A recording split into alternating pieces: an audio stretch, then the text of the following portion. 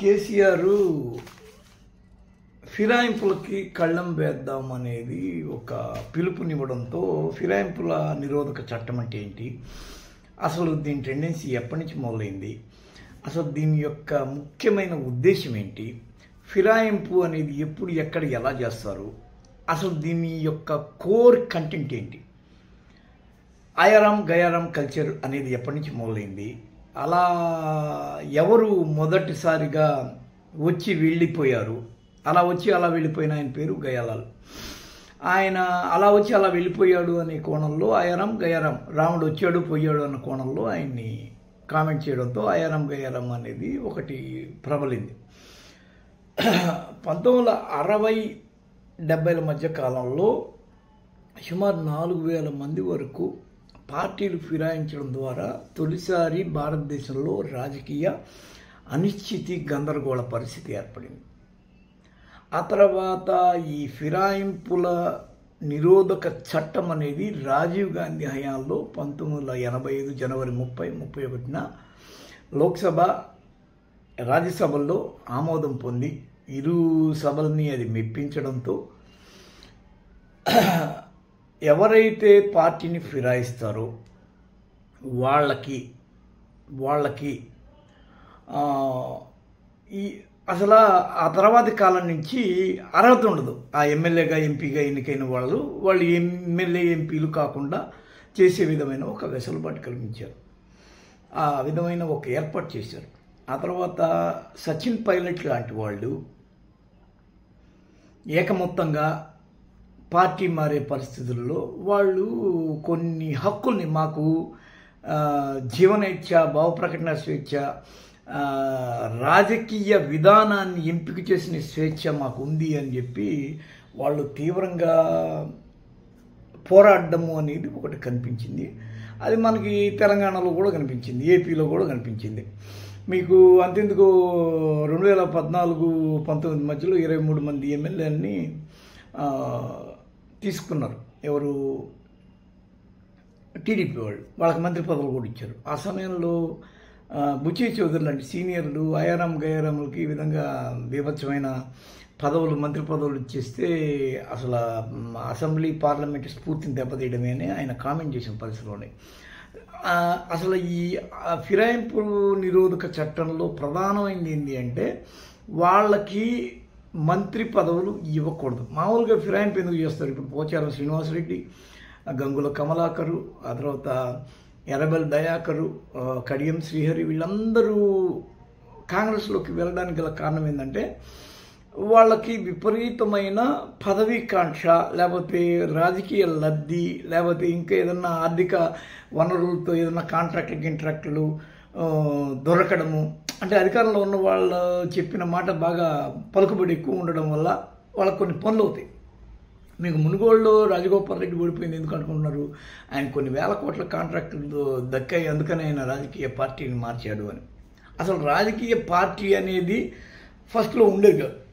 ఆ తర్వాత భారత రాజ్యాంగంలో 52వ సవరణ ద్వారా రాజకీయ పార్టీ అనే ఒకటి ప్రస్తావన బయటకు వచ్చింది. దాని అర్థం ఏంటంటే ఒక రాజకీయ పార్టీ అనేది ఒక భావజాలాన్ని ఎప్పుడైతే ప్రజలలోకి తీసుకువెళ్తుందో ఆ తీసుకువెళ్ళి ఆ భావజాలాన్ని నమ్మి జనం ఓట్లేస్తారు.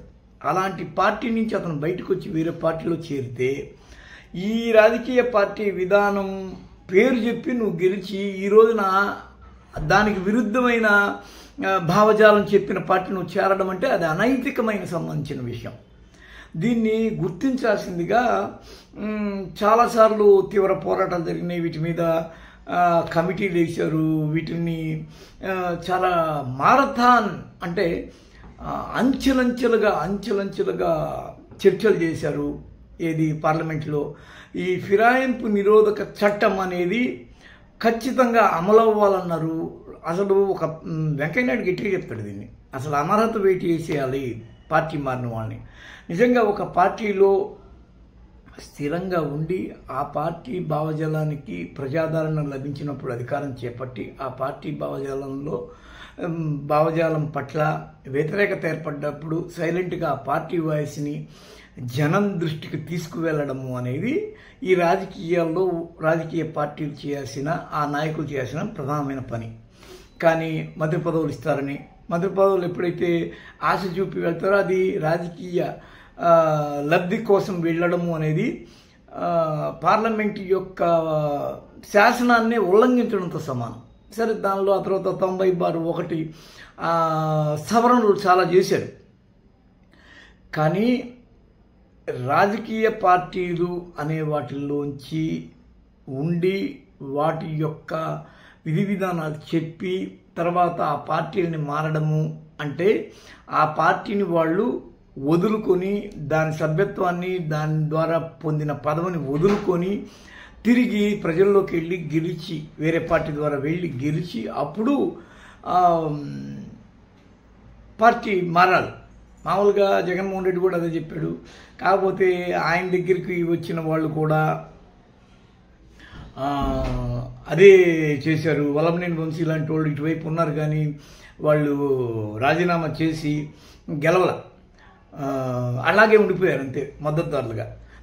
ఆ తర్వాత ఏదైనా ఒక సబ్జెక్టు, ఒక ఓటింగ్ వచ్చినప్పుడు కూడా వాళ్ళ మీద అనర్హత వేటు వేయవచ్చు పార్టీలు.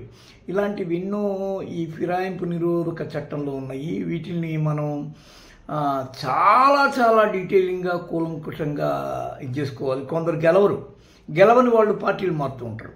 అలాంటి పార్టీలు మారే వాళ్ళ పట్ల వాళ్ళని ఏమి చేయలేము. ఎందుకంటే మామూలుగా ఫిరాయింపు నిరోధక చట్టం ఏం చెప్తుంది, ఒక పార్టీ నుంచి ఎంపిక చేసుకున్న వ్యక్తి ఆ పార్టీని వదిలి వేరే పార్టీకి వెళ్ళి మంత్రి పదవి చేపట్టకూడదు, ఏ లబ్ధి అతను జరగకూడదు అనేదే దీని యొక్క అసలు సూత్రీకరణ. ఇప్పుడు కొందరు గెలవని వాళ్ళు ఉంటారు, వాళ్ళు పార్టీలు మారడం వల్ల వాళ్ళని ఎవరు ఏం చేయలేరు. వాళ్ళకి ఎందుకంటే ఫస్ట్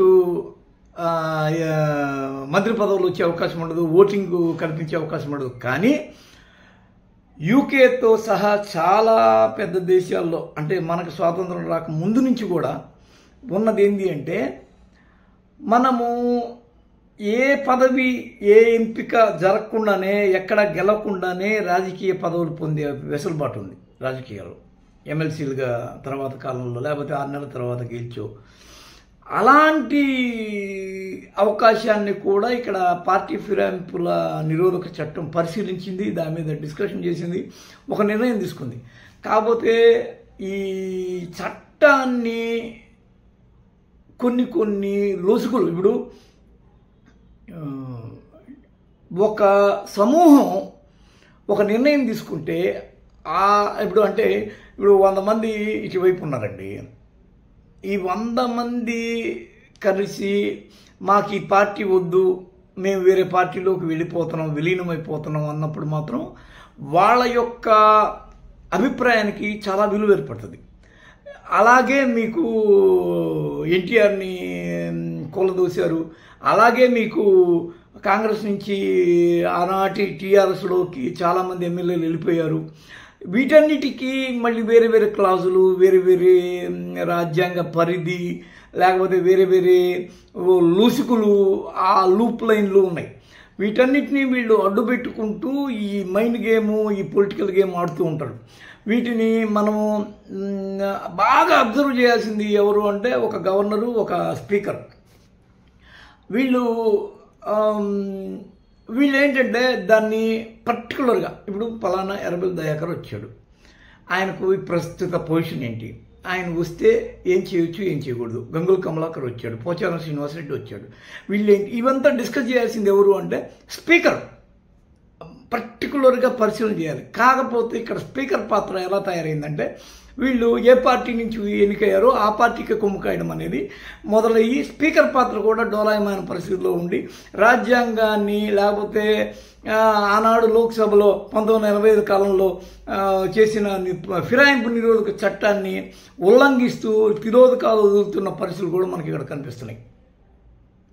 వీటన్నిటి మీద ఇది మనకి అంతు చిక్కని, దొరకని ఒక కరోనా లాంటి ఒకనొక భయానకమైన వైరస్. ఈ వైరస్ని మనం అంత తేలిగ్గా కట్టడి చేయలేం. ఇది దారి తప్పించుకొని తిరుగుతుంది. వాళ్ళ నైతికత మీద ఆధారపడి ఉండడం తప్ప దీనికి వేరే దారి లేదు. మీరు ఎంత మాట్లాడుకున్నా ఫిరాయింపుల నిరోధక చట్టం అంటే ఈయన దగ్గర ఒక సామాన్యుడికి వెంటనే ఏం కనిపిస్తుంది అంటే, ఆ రోజు మీరు చేసింది ఏంటి సార్ అని అడుగుతారు.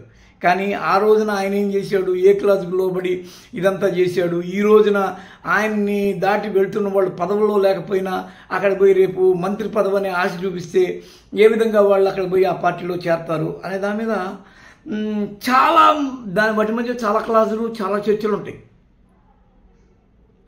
ఆ చర్చలు చాలా తీవ్రంగా జనాల్లోకి వెళ్లాల్సి ఉంది, చాలా తీవ్రంగా డిస్కషన్ జరగాల్సి ఉంది. అసలు ఫస్ట్ జనాల్లో నైతికత పెరగాలి, ఓటర్లలో నైతికత పెరగాలి. ఎలక్షన్ కమిషన్ కూడా చాలా తీవ్రంగా వర్క్ చేయాలి. ఇప్పుడు నోటుకు ఓటు తీసుకొని ఓటు వేయడం, అది జనాల్లో మార్పు రావాలి. ఈసీలో కూడా మార్పు రావాలి. ఈసీ ఏంది, ఈరోజు ఈ హామీతో గెలిచిన పార్టీ ఆ హామీలు నెరవేర్చినప్పుడు ఆ పార్టీకి అర్హత లేని విధంగా చర్య తీసుకోవాలి. కానీ జీవితకాలం ఎక్కడో చోట ఏదో ఒక ఎన్నిక చేసుకునే ఈసీ, నిర్వహణ చేసే ఈసీ ఈ రోజున ఆ కండిషన్లో లేదు. వాళ్ళు 5 ఏళ్ల క్రితం ఏం చెప్పారో ఈరోజు 5 ఏళ్ల క్రితం ఏం జరుగుతుందో దానికి ఒక అంచనా లేదు. 5 ఏళ్ల క్రితం కొన్ని హామీలు ఇచ్చి వస్తారు. 5 ఏళ్ల క్రితం తర్వాత ఆ హామీలని వాళ్ళు నెరవేర్చారా ఒక గణాంకం లేదు, ఒక ఎనలైజేషన్ లేదు ఈసీ నుంచి. దాంతో వాళ్ళ పాటికి వాళ్ళు, వీళ్ళ పాటికి వీళ్ళు అయిపోయి ఆ టయానికి 4 రూల్స్ పెట్టేది. మీరు ఆ హామీలు ఇవ్వకూడదు, మీరు ఈ వీడియో రిలీజ్ చేయకూడదు, మీరు ఇది చేయకూడదు, అది చేయకూడదు, ఏవో కొన్ని 4 తాత్కాలికమైన నిబంధనలు పెట్టి వాటి మధ్య మేమేదో ఉన్నాము, మేము కూడా స్ట్రిక్ట్గా పనిచేస్తున్నాం అనే ఒక ఉద్దేశంతో వర్క్ చేయడంతో ఎగిరిపోతుంది. అంటే ఫిరాయింపుల నిరోధక చట్టం ఏంటి, దాని ద్వారా స్ట్రిక్ట్గా భారత రాజ్యాంగం ప్రకారం జరుగుతుందంటే సచిన్ పైలట్ లాంటి వాళ్ళు వచ్చి దాని ఉనికినే ప్రశ్నార్థకం చేసిన పరిస్థితి ఉంది. అతను ముందు వెనక కూడా చాలా జరిగినాయి ఇవన్నీ. వీటన్నిటి మీద అవగాహన మరింత కూలంకోశంగా పెంచుకోవాల్సిన పరిస్థితి ఉంది. మరింత ఎక్కువగా మనం అవగాహన చేసుకోవాల్సిన దుస్థితి కూడా జరుగుతుంది. ఈరోజు కేసీఆర్ అన్న మాటను చూస్తే ఫస్ట్ నవ్వాలనిపిస్తుంది, పక్కన నవ్వాలనిపిస్తుంది. ఎందుకంటే ఆయన ఏమన్నా దీనికి అతీతుడా? ఆ రోజుల్లో ఫిరాయింపులను ఆయన ఎంకరేజ్ చేయలేదా? ఈ రోజున ఆయన బాధపడితే ఆయన కన్నీళ్ళను తుడిచేవాళ్ళు ముసలి కన్నీళ్ళు అయిపోవాలి. ఇదంతా వాళ్లే ఆలోచన చేయాలా, జనం కూడా దాని మీద అవగాహన పెంచుకోవాలా. ఈయన ఎందుకు ఈ మాట అన్నాడు, దాని ముందేంది, వెనకేంది, మంచి ఏంది, చెడ్డేంది, ఎవరు మన దగ్గర ఎలాంటి హామీ ఇచ్చి గెలుస్తున్నారు, ఏ భావజాలంతో మనం వచ్చి మెప్పించి ఓటు అడుగుతున్నారు, ఏ భావజాలాన్ని వాళ్ళు తొంగలో దొక్కి వేరే పార్టీలోకి వాళ్ళ స్వార్థం కోసం, లబ్ధి కోసం వెళ్ళిపోతున్నారు. వీటన్నిటిని మనం ఇంకొద్దిగా ఎక్కువ డీటెయిల్డ్గా లోతుగా కూడా డిస్కస్ చేయాలా. అది ప్రతి ఒక్కళ్ళు ఎవరికి వాళ్ళు అసలు ఏంది ఫిరాయింపు నిరోధక చట్టం అంటే, మన పాత్ర ఏంటి దానిలో, ఏ పార్టీ మెంబర్లు స్థిరంగా ఒక పార్టీలో ఉండి రాజకీయం చేస్తున్నారు, ఏ పార్టీ మెంబర్లు తరచూ రాజకీయ పార్టీలు మారి మనల్ని మభ్యపెడుతున్నారు. వీటన్నిటిని కూడా మనం స్పష్టంగా తీసుకోవాలి. దాని ద్వారా ఒక నిర్ణయానికి రావాల్సిన పరిస్థితి ఉంది. మరి ముఖ్యంగా మేధోవర్గాలు లేకపోతే చదువుకున్న వాళ్ళు కొద్దిగా దీని మీద డిస్కషన్ పెంచాలి. అది అవసరంగా కనిపించి నేను ఈ వీడియో చేస్తున్నాను.